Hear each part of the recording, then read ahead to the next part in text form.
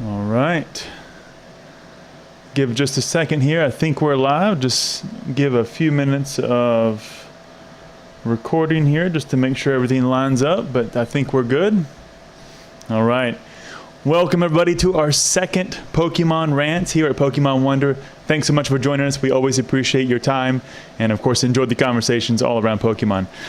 Today we're going to be diving into one of the questions that we all fear, one of the things that haunts us in the back of our minds and is always that little thing talking over our shoulder or perhaps influencing our decisions. Is that Pokemon Boogeyman real? And for all of us, that Pokemon Boogeyman may be something different. But for me, it's very, very real. And I've got to experience it, unfortunately, just a few times in the past, I would say, month and a half, that gave me quite the scare. So today, I'm actually going to share a lot of this with you. And by the way, if you have any difficulty hearing, seeing me, just drop something in the chat and I'll be happy to take a look at this while we're going live. But I'll share with you all the details because I think it's important, even when we make our own mistakes and we maybe fall into some of the traps, that we share that with the Pokemon community so we can all learn from that experience and of course try to grow ourselves and of course help others to grow from our mistakes, because what better way to learn than from somebody else's mistakes. So my Pokemon and Boogeyman is actually something that I encountered over the past, I would say 3 to 4 weeks. And it's been weighing on me quite large, but thankfully this has now dropped and things have landed in a place that I'm happy to share all the outcomes. I've actually alluded to it if you've seen some of the recent videos that we've done. So let's dive on in. So what is the Pokemon Boogeyman for me? The Pokemon Boogeyman, have you ever opened a City in Flames? No, not yet, Bullseye. I'm looking to get some Obsidian Flames hopefully soon. But in my case, it's probably going to be post-release, and I'll try to get some from some of our local LGS stores. So I'll keep you posted as we get them. We'll post some good videos on some Obsidian Flames opening. I do have some from Japanese, though. But the Boogeyman, in any sense, can be the monster of the future. It can be the thing that we, again, fear, but we don't know what it is. So mine recently was all found around scammers. So as I started to go higher and higher into some of the perspectives of investments, making some plays, I got burned. And in large part, I would say it's my fault. I'll take responsibility for the fact that I didn't see what is now obviously the glaring indicators that should have been that Boogeyman. And one of the things that we notice when we do this is all the details that were standing out in the forefront. And so how do you protect yourself when it comes to dealing with the Boogeyman? And that truly will be knowledge. Knowledge is a tool and it's very, very powerful. And so the more you know about that unknown, about that, so to speak, Boogeyman, the better prepared you're going to be for the future. And so when I look at this and I look back in retrospect to say, what did I miss? What did I do wrong? How can I fix this? But also, how can I share this with the community? I think it's a great experience. And so we're going to dive into my 2 cases, and I'll show you the details. I'll even show you some of the receipts around what was happening. These are all purchases on eBay. I'll show you the listings, and we'll kind of talk through what maybe you should look out for if this happens to be your Boogeyman of the future. And so let's jump on in. Let's go ahead and do a quick screen share. And so what you'll notice right away is I was hunting the coveted Shining Charizard. The Shining Charizard for me was one of those cards that I just think is a beautiful card. I think it would be great to get this in a PSA 10, but also it's a great card that most people aren't looking for in terms of making a play on this. It's a high dollar card. To make that kind of a jump is one, a lot of risk, and of course it's a lot of investment up front. But again, the payout, if done correctly, could be quite great in terms of an investment and a flip and profit. So I was taking a gamble to try to see if I can get this because I've had lots of great experiences around. I've got a gold Charizard, I've got some of the Shining Gyarados and other big hitters, at least in my opinion, and things that I like. And I've had really good success with those so far. And I had 2 Shining Charizard stories that happened to end within the same month. And both of those turned out to be the boogeyman for me of that respective future. So in this regard, I was searching for this Shining Charizard. And as you can see here, they're not cheap. And this is actually a damaged version. And as you look at these, you'll notice that if you scroll down, this is TCG Player, by the way. If you don't use it, it's a great place to kind of reference raw cards. And here, you start to very quickly get upwards of 700, 500, and then of course, as you get more into the minty versions of these, you're moving up towards the thousands. And so if I go to page 2 here, you can see we jump straight to 2,000 and then even 10,000. It depends, of course, if you're getting a first edition or not.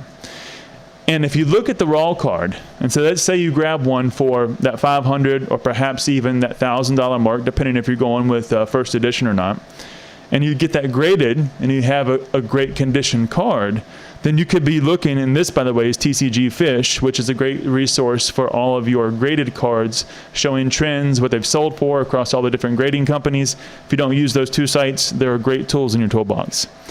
But if you look at that Shining Charizard in a first edition, you can see these things are selling for $13,000. The 9s are selling for $3,720. So if you can find that right play, find that good condition, the margins for you to make a great play here is quite large. However, the play also is going to be a high dollar play. And as with anything, the higher dollar cost, the higher the risk, but also the higher the reward. So I had found 2 Shining Charizards, and I think I have some here.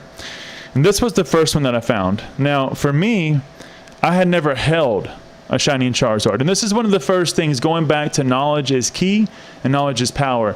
Do your research. And I think there's also this perspective that I've talked about with a few others, even just earlier today, in that eBay is strange. And even really anything in the Pokemon space, when you're doing investing and you're kind of looking to grab something off the market, it's a very strange place because there's lots of people looking at these items.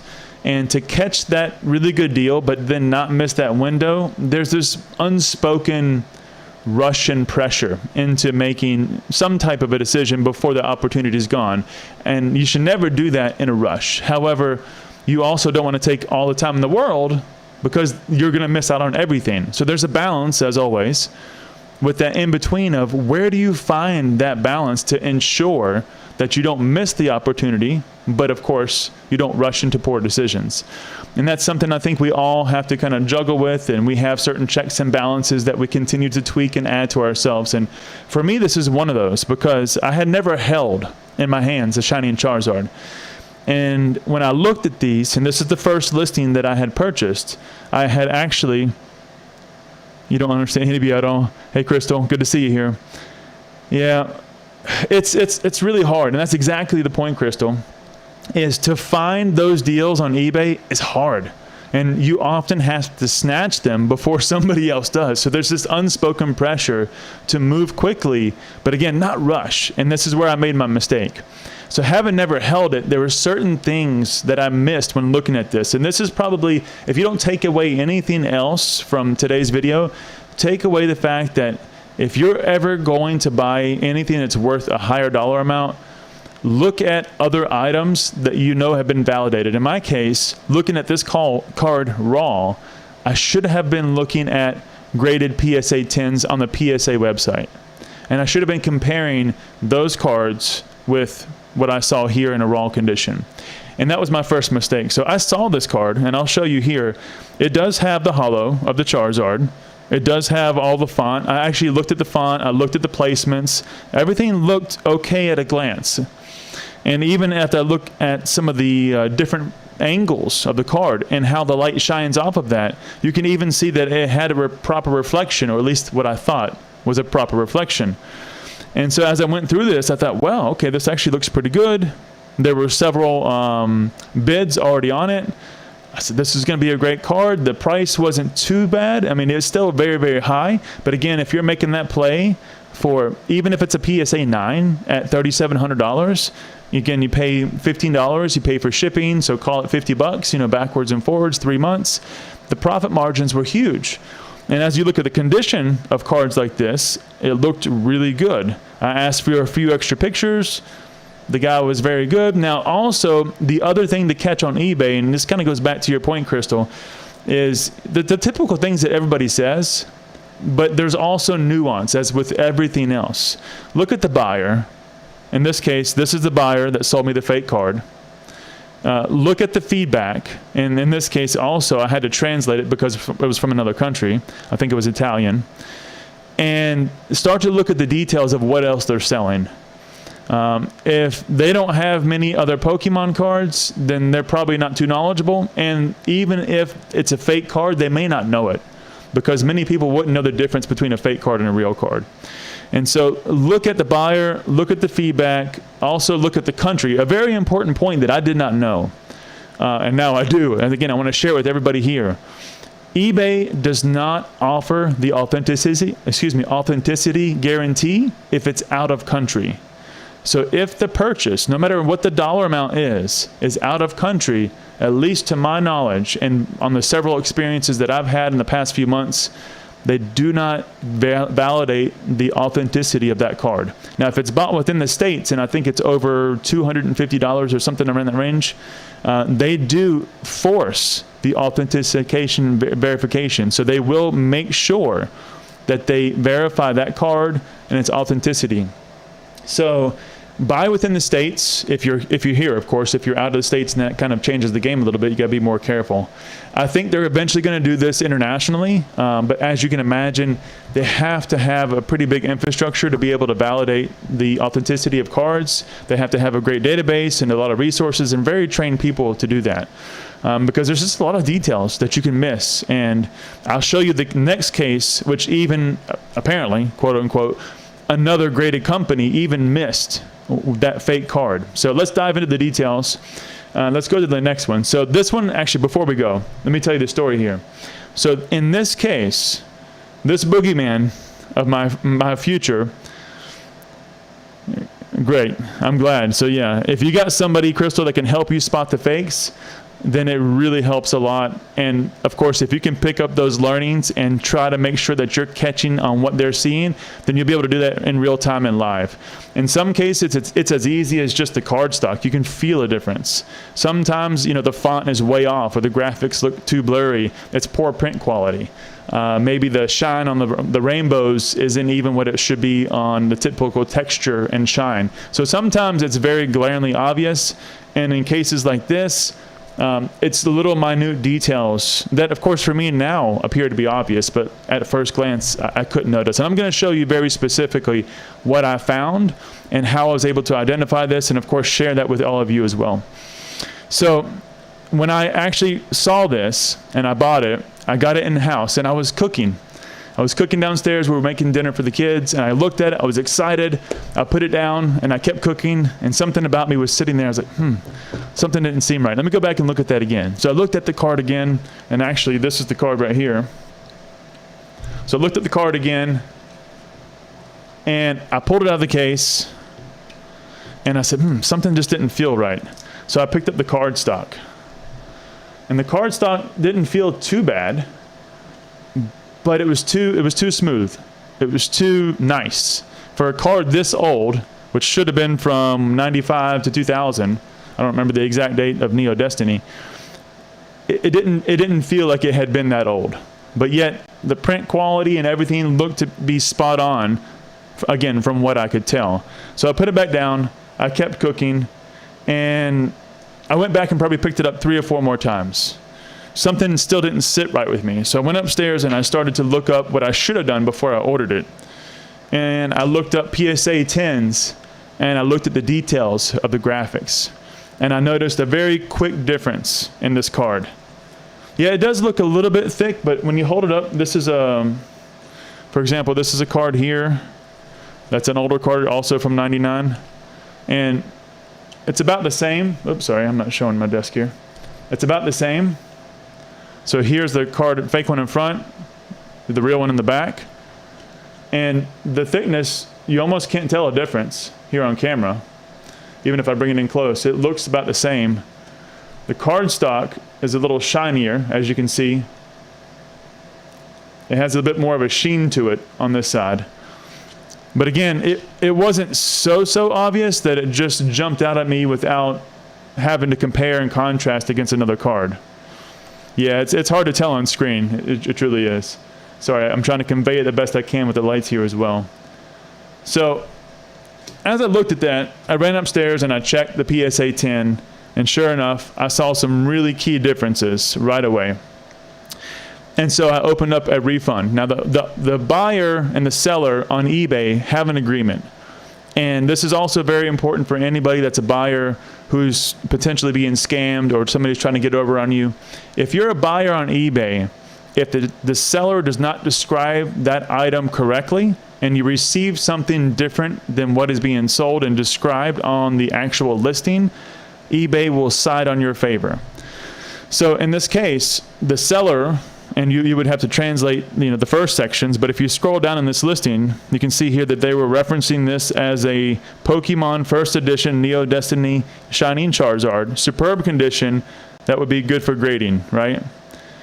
And nowhere in this listing does he talk about this being a fake card, a reprint card. This is actually a really high quality reprint is what it ended up being, and I found that out later. But nowhere in this listing does he actually specify that this is a fake card. So I reached out to him, and I had some choice words, as you can imagine. Still professional, but I did not appreciate that he's adding to the distrust in the community and trying to represent something. Obviously, you're not going to sell a reprinted, higher quality reprint card for the actual same cost as the real card. So he was either very knowledgeable in knowing what he's doing, or he actually had no idea, but maybe had a hint that something was off. Because when I emailed him or messaged him via eBay, and I mentioned what I was going to do, and I actually fired off the refund, he gave the refund immediately. Didn't respond, didn't say a word, didn't apologize. So then it really left me to believe that he knew what he was doing, and he didn't want to have to talk about this. But he did not actually give me the refund for the shipping. So from that point, I went ahead and said, fine, I'm going to now open up a case. So then I opened up a case with eBay. And anytime you do that as well, once again, if it didn't match the listing details, eBay 99% of the time is going to side on your favor. So they actually also refunded the entire shipping. And from that perspective, it came back really, really quick.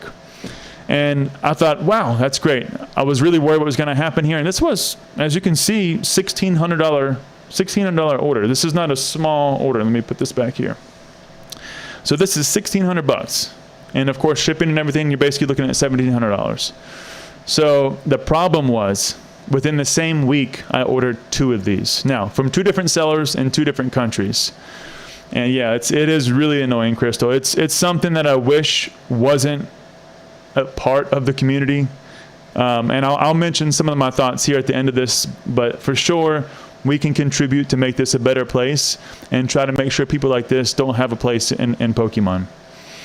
But I ordered 2, unfortunately, at the same time. So they were both in transit. Now, the second one came much later, but as soon as I knew what happened with this one, I went back and looked at the second listing, and I saw the same issue. Now, one of the key things, and I'll point this out here again in a minute, but I put this together.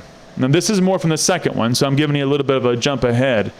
But I have now the real one on the left and the fake one on the right. And so I pointed out some very specific details. And so here, again, is my reference to say, look at PSA or look at some trusted company. And the best case in this scenario for me would have been PSA, a graded 10 card, look up the cert number, make sure the cert number on PSA's website brings up the correct card, and then look at all the details. And if you do that, then you know you're looking at least a qualified card from trained professionals. And in this case, what you see on the left-hand side is you see the Charizard is actually textured. And so yes, this one still has a shine. Sorry about that, mic's in the way. It still has a shine, but if you compare that shine to what you see here in the picture, you can see there's a big difference in the texture of this. And I'll zoom in a little bit here for you. So it almost has this crosshatch. So it's back and forth, vertical and horizontal across the Charizard. The other thing that really threw me off was the fireball. So in this example, there is no texture on this Fireball whatsoever. So you can see here, the Fireball is just part of the printed background. But if you look at the Fireball in this picture, you'll notice that it's actually textured and it's etched in so that it actually almost sits on top of the background image.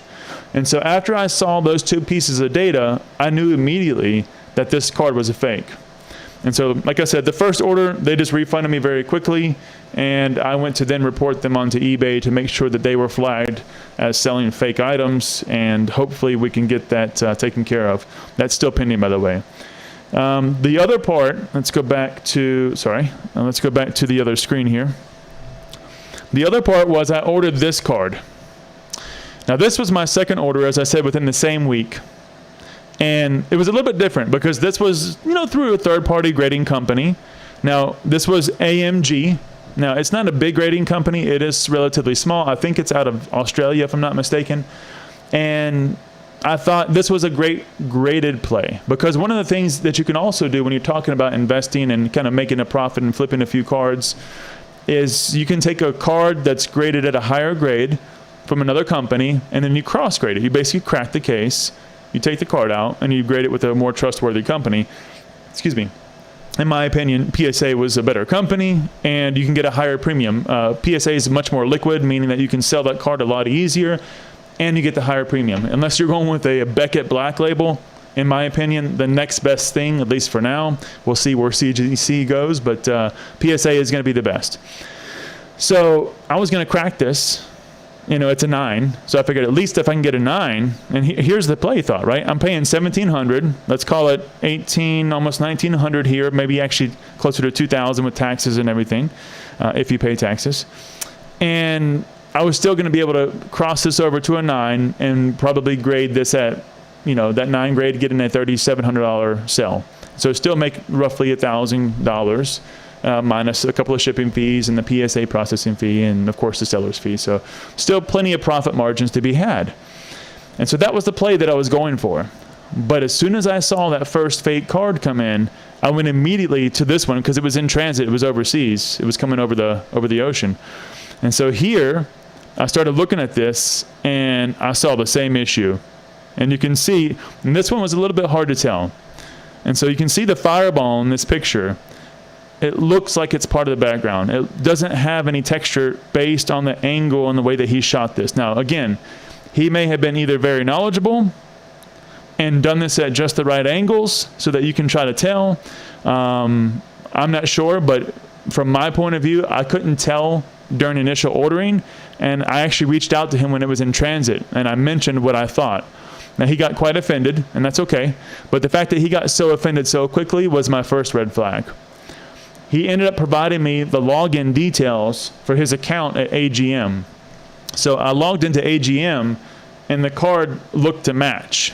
So even on the AGM website where they take a picture of the graded card, after grading, it matched what he had in the listing. I said, all right, I'll tell you what, I'll wait till the card comes, and I'll reassess it again. And if I'm wrong, I will sincerely apologize to you. But as of right now, things don't look too good.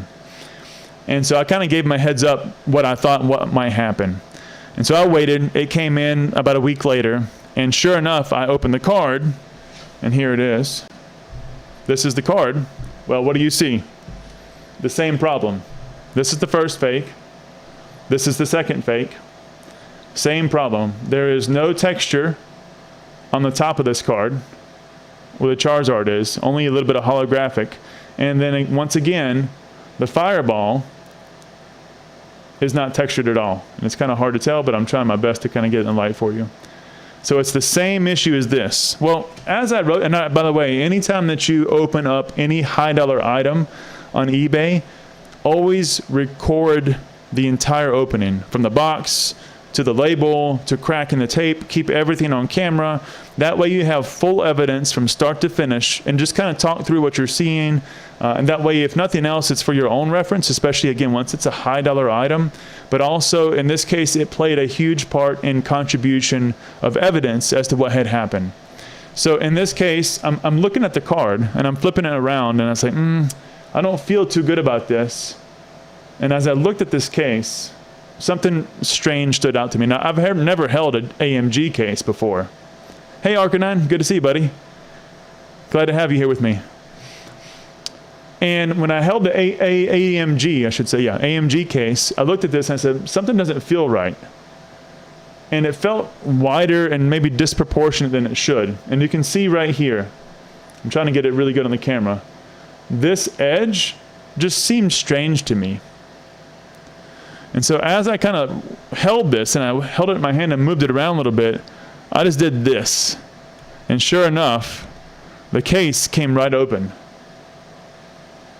And so then my alarm bells went right back off. Even though I could see that the card was actually a fake, what I thought was going to happen is I was going to have to reach out to AMG and address it with them that they graded a fake card, because the picture on the website doesn't show the same texture that should be there on a real card either. So they indeed may have graded a real card. Well, I'm sorry, a fake card. So when I saw this, I'm like, well, that's not normal. Something's wrong. And so as I looked more, let me now show you the image once again. Now if you look at this side, what you'll notice at the top left and right is we have glue. So this time the scammer, or my boogeyman, he actually cracked the case, he replaced it with a fake card, a reprint, and then he tried to glue each of the corners. And you can see it top and bottom, left and right. And then you can also see it below at the bottom left and right as well. So each corner had that little bit of glue in it. And I was able, just with my fingertip, to pull apart the case. The card fell out. The label and everything fell out. And so I had all that on video. And of course, I reached out to eBay. Well, first, before you open up any claim on eBay, you have to first ask for the refund, because even if they don't offer refunds, they have to honor it if actually, well, they don't have to honor it, but they should honor it if their listing is invalid compared to the actual item that you received. So I asked for a refund. He was furious. He was upset. And of course, he had a lot of choice words to say. And so he was really showing his true colors at this time. So he denied the refund. And we had to wait, I think, another 10 days before you could open the case or something like that. So we waited another few days, and ironically, he was the one to open the case, I should say the claim, to be more clear so we're not confusing terms. So he opened the claim before I could the following morning. So at that point, the claim was open with eBay. Now let's go back to what I was saying here. This is about a $2,000 order. So again, a big play, a big risk, and I made the mistakes of not catching the nuances of what was happening here. But once again, the seller, and by the way, the bad feedback rating you see here is actually me. So the reason he has a 66.7 feedback rating is because I left him a bad review, obviously, after this whole experience. But he tried to say I was a scammer buyer and I was cracking the cases, and I had it all on video, so there was no disputing, opening the box, having everything there. And this one went on for 3 weeks. And you can imagine, having $2,000 hanging over your head for 3 weeks, not knowing what was going to happen. It was not a fun time. So thankfully, just earlier last week, I guess it was roughly about Tuesday or Wednesday, eBay closed the case in my favor, full refund, and the guy said nothing more. So where do we end on that? And what's the kind of point of the story? And I think it's a little bit obvious here, but the point is, there's a boogeyman everywhere you go. There's a boogeyman at your work. There's a boogeyman in your friendships. There's a boogeyman in your own personal relationships. And there's always boogeymen in Pokemon. But again, the more you know, and the more you can learn and share, then of course, the more you can avoid that boogeyman of the potential future. And trying to avoid that with knowledge would have helped me a lot. And now I have it, and I'm happy to share it with you, and I'm happy to say that, hey, I made a mistake too. But it's also good that if you can learn from my mistakes and don't make the same ones, then hopefully you don't ever have to go through that, because it was not a fun experience. The other thing is, make sure you work on trusted platforms. I know you've probably heard all of this 1,000 times, but eBay has that buyer and seller protection like I talked about already. Don't go and pay on Instagram with family and friends through PayPal unless you just really trust those people. And even then, you got to be careful. So go to trusted sources, go to trusted sellers, trusted brands or companies that have policies to back up these types of purchases, and just be very, very, very careful. Combined with knowledge and trusted policies and companies, you can usually avoid almost all of these types of boogeymen in your future. And then I think, and going back, Crystal, to one of the things that you were saying is, sorry, I missed your comment there, Bullseye. Neo Destiny, I think, was 2000, but cards didn't come out until 99, 95 was the games. Okay. Yeah, thanks. Yeah, so 2000 roughly for Neo Destiny. Perfect. Yeah, Macari is really good with buyer protection, but that was recent. When Macari first came out, it was more like Craigslist, if you know what that is, if you're old enough to know what Craigslist is. So I'm glad that Macari has grown, but at first it was kind of rough. And the same thing with, what was the other one? Like the neighborhood apps that they have.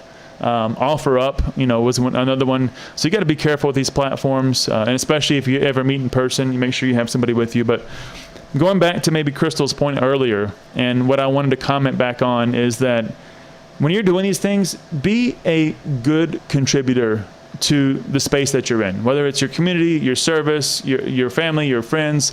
In this specific case, Pokemon, be the good contributor in. Do your due diligence before you sell an item. If you think your item is fake, check it with somebody else. Don't take somebody else's money if you're not sure. And I don't want to say that I know 100% for both of these cases. There were certain things that made me question if they knew what they were doing. And some of it really, left on the side of, yes, they did, but some of it made me question it. And regardless, make sure you take that responsibility. We all have a responsibility to make Pokemon a fun and a safe and a happy place. And we enjoy it when that's the way it is. And we don't have to worry about this. Now, there's always going to be somebody there trying to take your money and trying to scam you. But the more that we can put in and the more love that we can put back into the community, and of course, push people like that out, the better this place is going to be. So make sure that you're a good contributor to Pokemon, as we all want to be, and I'm sure that you are as well. And then last but not least, I'll kind of maybe end this thought process on, the boogeyman's not real. The more you know, and the more you can actually apply the knowledge that we referred to thus far. And again, these experiences, and if I have any more in the future, I'll be sure to share them with you. But the more you know, the boogeyman becomes less and less real. When you can stand from a distance and say, nope, I know who you are. Not doing business with you. You're not allowed here. The further away that you can stop that interaction from occurring, then the less real that boogeyman of your future is. Now, many times we also talk about this in the context of investing in the Pokemon space too. And that's always a big topic in investing in Pokemon, is the boogeyman of the future. You don't know, it's all going to zero. And again, if you have the knowledge and you stay in touch and you stay in tune, you can prevent that boogeyman from doing any real damage.